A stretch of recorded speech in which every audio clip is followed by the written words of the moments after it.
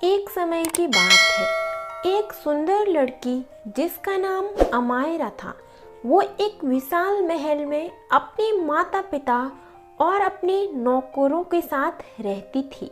Mummy papa, देखिए ये ribbon मेरे बालों में कैसा लग रहा है। मम्मी, बहुत अच्छा लग रहा है अमायरा, लेकिन तुम्हें इन चीज़ों के बारे में इतना भी नहीं सोचना चाहिए। मम्मी, आप ऐसा क्यों कह रही हो? इसमें मेरी क्या गलती जो मैं इतनी सुंदर हूँ? पापा, ओ मेरी प्यारी अमायरा, लेकिन हमें इस बात का डर रहता है कि कभी इसकी वजह से तुम किसी मुसीबत में ना फंस जाओ। क्या? ये आप क्या कह रहे हो? यह कहकर अमायरा नाराज होकर वहां से भाग जाती है, क्योंकि उसे अपनी सुंदरता पर बहुत घमंड होता है। एक दिन अमायरा बगीचे में घूमने जाती है। वहां बहुत सुंदर और रंग बिरंगे फूल थे जो बहुत सुंदर थे। ऐसा लग रहा था जैसे इंद्रधनुष ने अपने सारे रंग बिखेर दिए हो। जब वो टहल रही थी, उसने गेट के पास एक लड़की को देखा। वो अमायरा की उम्र की ही थी। वो गेट के अंदर से झांक रही थी। अमायरा उस लड़की को देखकर कहती है कि इस लड़की की इतनी हिम्मत कि इसने अपने गंदे हाथों से हमारे गेट को छुआ। अमायरा ने गुस्से से कहा, ओ लड़की, यहाँ से चली जाओ। लड़की अमायरा को देखकर घबरा जाती है, लेकिन उसे वो सुंदर फूल बहुत पसंद थे, इसलिए वो इन फूलों को बस एक बार पास से देखना चाहती थी। अमायरा ने कहा कि तुम यहाँ से चली जाओ। लड़की ने कहा, मुझे तो फिर ये प्यारे फूल देखने हैं। अमायरा कहती है कि ये प्यारे प्यारे फूल सिर्फ मेरे लिए उगाए गए हैं, तुम इन्हें नहीं देख सकती। लड़की ये सुनकर वहां से भाग जाती है। तभी वहां से एक आवाज आती है, कितनी बदतमीज बच्ची है। अमायरा कहती है कि ये आवाज कैसी थी। अमायरा आवाज को देखने के लिए झाड़ियों के पीछे गई, जिस पर बहुत सुंदर फूल थे। जब अमायरा फूलों के पास गई तो उसे एक छोटी सी प्यारी सी सुंदर परी फूल पर दिखाई दी। परी के हाथ में रंग थे। अमायरा पूछती है, तुम कौन हो? तुम कितनी प्यारी और सुंदर हो। परी कहती है, मुझे तुम पसंद नहीं हो और तुम जैसों के मुंह से मुझे अपनी तारीफ नहीं सुननी। क्यों परियों? ऐसा कहते उसकी सारी सहेलियां, जो छोटी छोटी परियां थी, फूलों में से निकल निकल कर बाहर आने लगी। ये सब देख अमायरा हैरान हो जाती है और कहती है कि ओह, तुम सब कितनी सुंदर हो। तभी पहली परी कहती है कि अपने गंदे हाथों से हमें मत छूना। ये सुनकर अमायरा बहुत परेशान हो जाती है, क्योंकि इससे पहले उसे किसी ने इस तरीके से बात नहीं की थी। तभी परी की सहेली ने पहली परी से कहा कि तुम इस तरह से इस बच्ची से क्यों बात कर रही हो? आखिर ये है तो एक बच्ची ही ना। परी कहती है कि मुझे ऐसी घमंडी लड़की के पास नहीं रहना। चलो रॉलेट। वो अपनी सहेली को लेकर वहां से चली जाती है। दूसरी परी अमायरा से कहती है कि तुम चिंता मत करो, मैं वेलेट परी हूँ और ये लिली परी है। अमायरा खुश हुई। उसने कहा, मैं अमायरा हूँ, मुझे तुम दोनों से मिलकर खुशी हुई। वेलेट फूलों को रंग रही थी। अमायरा ने कहा कि तुम इतने खूबसूरत रंग कहाँ से लाई हो? उसने जवाब दिया, मुझे ये रंग सूरज की किरणों से मिलते हैं। इन रंगों से वो फूलों को खूबसूरत बना देती है। अमायरा कहती है, वाह, काश मैं भी एक परी होती। लिली परी, जो अमायरा की बातें चुपचाप सुन रही थी, उसने कहा कि क्या तुम वाकई परी बनना चाहती हो? अमायरा ने कहा, बिल्कुल, काश ऐसा होता कि मैं 15 मिनट के लिए परी बन जाती। लिली परी ने अपने हाथों को अमायरा की तरफ फैलाया और जैसे ही अमायरा ने उसके हाथों को छुआ, वो भी एक प्यारी और छोटी सी सुंदर परी बन गई। लेकिन उसके पास पंख नहीं थे, तो वह जैसे ही उड़ने लगी वो नीचे गिर पड़ी। उसने कहा, मेरे पास पंख क्यों नहीं है? परियों ने उसे जवाब दिया कि पंख केवल असली परियों के पास ही होते हैं। अब वो दोनों परियां अमायरा को पकड़कर उड़ने लगी। अमायरा को आसमान में उड़कर बहुत मजा आ रहा था। तभी वो तीनों एक छोटे से घर में पहुंचे, जहां एक बूढ़ी औरत रहती थी और वहां उसकी बेटी उसकी देखभाल करती थी।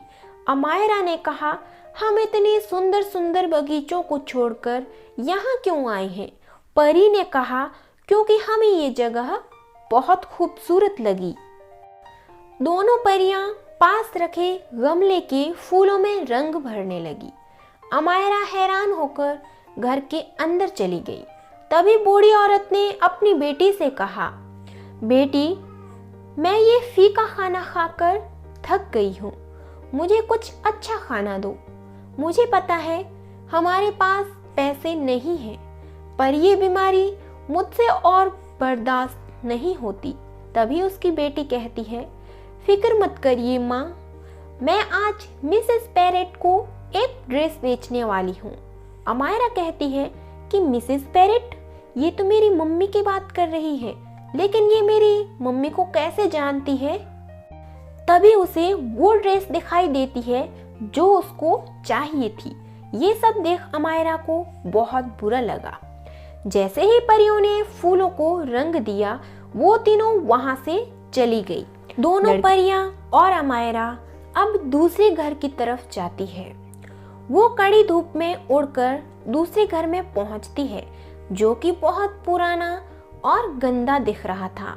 अमायरा कहती है, मुझे समझ नहीं आ रहा कि तुम इतनी अच्छी अच्छी जगहों को छोड़कर इन पुराने घरों में क्यों आई हो, जबकि तुम उन सुंदर बगीचों में भी रंग भर सकती हो। परी ने कहा, हम काम खत्म करके इस बारे में बात करेंगे। फिर दोनों परियां पास रखे गमलों में फूलों में रंग भरने लगी और फूल चमकने लगे। अमायरा ने कहा, वाह, इतने खूबसूरत फूल मैंने पहले कभी नहीं देखे। अचानक अमायरा ने एक लड़की के चीखने की आवाज़ सुनी। परियों ने अमायरा को बताया कि इस लड़की के पास इसके माता पिता नहीं हैं और ये एक औरत के पास रहती है। ये सुनकर अमायरा को बहुत दुख हुआ। ये वही लड़की थी जिसे अमायरा ने डांट कर भगा दिया था। वो लड़की इन फूलों के पास आई और उन्हें सूंघकर कहा, वाह, कितने अच्छे फूल हैं, इनकी खुशबू कितनी अच्छी है। मम्मी हमेशा कहती थी कि भगवान हमें फूल इसीलिए देते हैं क्योंकि हम हमेशा खुश रह सकें। परियां कहती हैं कि तभी हम यहाँ आते हैं ताकि हम इन्हें थोड़ी सी खुशियाँ दे सकें, क्योंकि हमें खुशियाँ बांटना पसंद है। काश मैं भी असली परी होती, अमायरा ने कहा, तो मैं भी खुशियाँ बांट सकती थी। ये सुनकर परियां खुश हुई, क्योंकि अब अमायरा के मन में दूसरों के लिए प्यार जाग रहा था। परी ने कहा, तुम इंसान होकर भी बहुत कुछ कर सकती हो। अब चलो, तुम्हारे 15 मिनट पूरे हुए। जैसे ही वो उड़ने लगे, अमायरा को अपने पुराने रूप में वापस आना पड़ा, क्योंकि उसके 15 मिनट समाप्त हो गए और दोनों परियां उसे वहीं छोड़कर उड़कर चली गई। अमायरा उस लड़के के घर के बाहर ही पीछे खड़ी रह गई। अमायरा परेशान होकर कहती है, ओह नहीं, अब मैं अपने घर वापस कैसे जाऊंगी?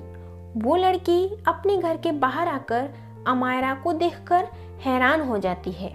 उसने कहा, तुम वही हो ना जिसने मुझे अपने घर से निकाल दिया था?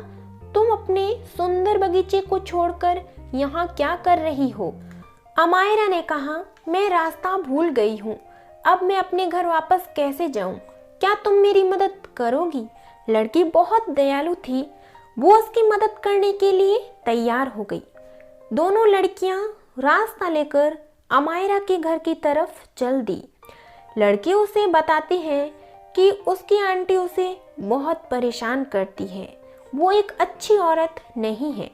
इस तरह से दोनों लड़कियां बातें करते करते अच्छी दोस्त बन जाती है और अमायरा के घर तक पहुंच जाती है। अमायरा लड़की को घर के अंदर ले जाकर बहुत अच्छा खाना खिलाती है। वो अपने साथ उसे अपने बगीचे में भी घुमाने ले जाती है।